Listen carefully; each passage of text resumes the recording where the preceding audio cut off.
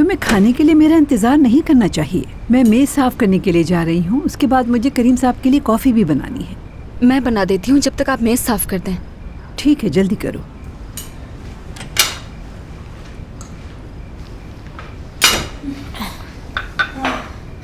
सबा, अम्मी और मेरे लिए भी बना देना एक कप कॉफी। अपने लिए तुम्हें खुद बनानी होगी। क्या कहा तुमने? नसरीन, क्या हुआ अम्मी? काम है इसका? तुम्हारा काम क्या है यहाँ?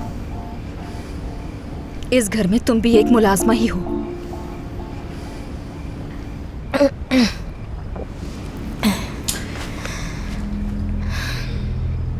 क्या लगता है तुम्हें हम दोनों की एक ही हैसियत है?